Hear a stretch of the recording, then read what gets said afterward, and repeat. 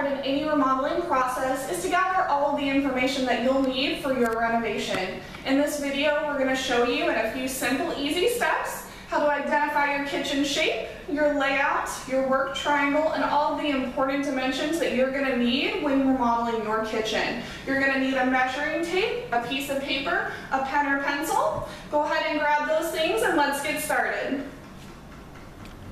The first step of our measuring process is to identify the shape of our kitchen. If you take a look around, you'll see that our kitchen here happens to be a U shape.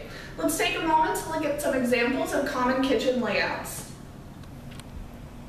Here you'll see a few examples of common kitchen layouts. If your kitchen does not resemble any of these layouts, don't be concerned. The important thing is that your sketch represents the layout of your own kitchen. Here you'll see an L shape, a galley, and a U shape. Now that we've identified the shape of our kitchen, we're going to start sketching our layout. Go ahead and grab a writing utensil and a piece of paper or the measuring worksheet that we happen to have on our website, and let's get started. Now that we've identified the shape of our kitchen, we're going to start by sketching our general kitchen layout. I'm going to sketch my U-shaped kitchen here. You guys go ahead and sketch the shape of your own kitchen. Now remember, it doesn't have to be pretty and it doesn't have to be to scale. The important thing is your shape and your necessary measurements. Now that we've got the general shape of our kitchen, we're going to take a moment to notate all of our openings, doors, windows, partial walls, and so on. In this kitchen here, we have a partial wall, we have our kitchen opening, we have a low wall, and we also have a window. Take a moment to look at your own kitchen, and then we'll add those to our sketch.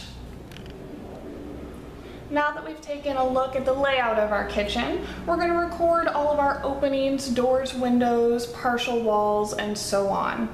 I'm going to go ahead and do that for my own kitchen. I'm going to mark where my low wall begins.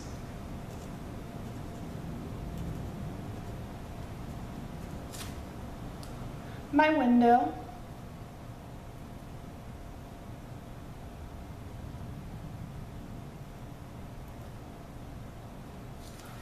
I've already drawn my partial wall when drawing the general layout of my kitchen.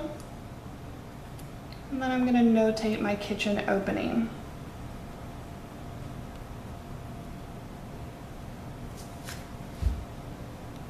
Now we're going to find our work triangle. Your work triangle is going to be your drains and your stove and refrigerator outlets. Let's go ahead and start by finding our drains. This house happens to have two, yours may only have one. Just go ahead and grab a pencil, and we're going to notate the general location of our drains on our countertop. It's going to make it a lot easier for you to measure that later. Go ahead and pull out your stove. It's easiest just to grab it on the top inside, give it a little pull. Alright, find your stove outlet and go ahead and mark that on the wall as well. You can slide your stove right back in. Last, let's pull out our refrigerator. Go ahead and locate your refrigerator outlet. Leave your refrigerator pulled out because we're going to need to measure that location later. And let's go ahead and record this on our sketch. Now that we've located our kitchen's work triangle, let's go ahead and record that information. I have my two drains,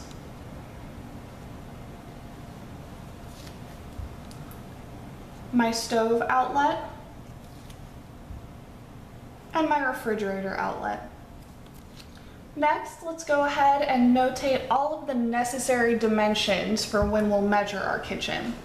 Let's start with our main walls.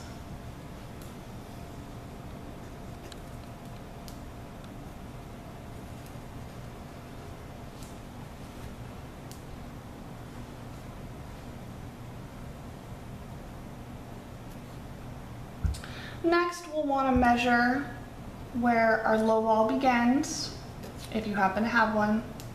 Make sure you also get dimensions for your partial walls and openings. I'm going to want to get my measurement from my wall to my window, as well as to the other wall. You're going to want to get from your wall to your drain locations, your wall to your stove and refrigerator outlets. You're also going to want to get your ceiling height,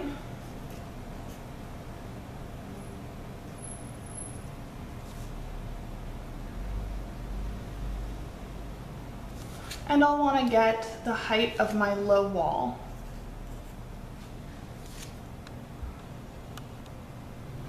All right, let's go ahead and measure our kitchen. You're going to want to have your sketch, pen or pencil, and your measuring tape. I'm going to start by measuring our wall to window right here. You want to keep in mind that when measuring, we're going to want to measure to the closest eighth. And you want to keep your measuring tape as level as possible. So as we can see here, we're going to have 22 3/8. Now, as you're going through your measuring process, for example, my wall to window, my window, and my window to wall here should also equal my overall wall measurement. When you double check yourself at the end, if those aren't matching up, then something needs to be remeasured there.